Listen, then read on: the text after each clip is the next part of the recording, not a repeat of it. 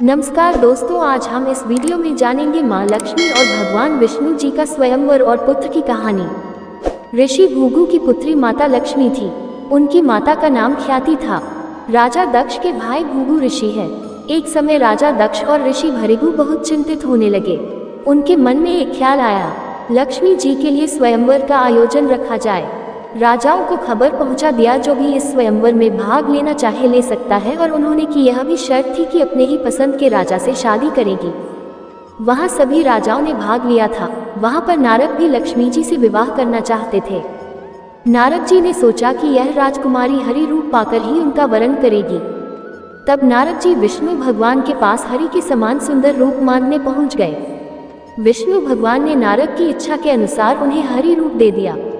हरि रूप लेकर जब नारद राजकुमारी के स्वयंवर में पहुंचे तो उन्हें विश्वास था कि राजकुमारी उन्हें ही वरमाला पहनाएगी, लेकिन ऐसा नहीं हुआ।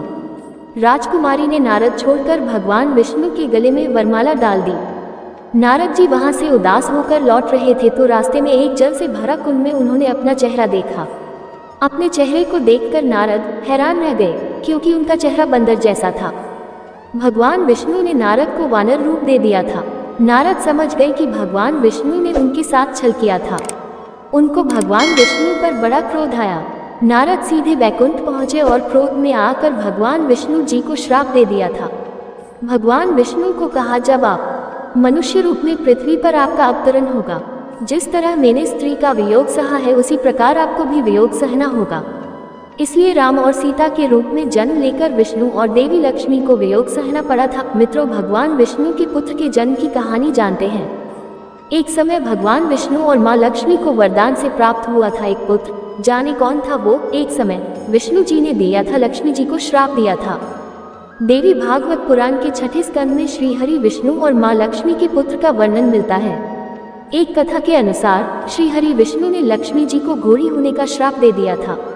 इसके बाद लक्ष्मी घोड़ी बन गई और तमसा यमुना नदी के संगम पर जाकर रहने लगी। वहां लक्ष्मी जी ने भगवान शिव जी की आराधना से शिव जी ने दिया वरदान।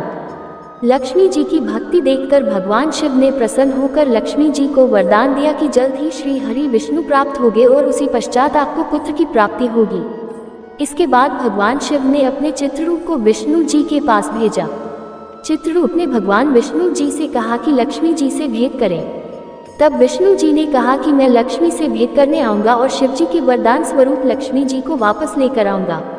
श्री हरि पहुंचे मां लक्ष्मी के पास। इसके बाद भगवान विष्णु अश्व का रूप धारण करके तमसा और यमुना नदी के किनारे पहुंच गए, जहां मां लक्ष्मी घोड़ी के रूप में बैठी थी।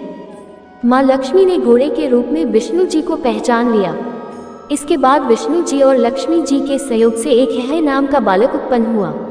उस बालक को विष्णु जी और लक्ष्मी जी जंगल में ही छोड़कर चले गए। फिर लक्ष्मी जी और विष्णु जी पुनः अपने स्वरूप में आ गए। तो दोस्तों, ये थी कहानी श्री हरि विष्णु स्वयंवर की कहानी और उनके पुत्र की जन्म की कहानी। आप सभी को यह वीडियो कैसी लगी, तुम मुझे कमेंट बॉक्स में जरूर आपकी राय लिखें।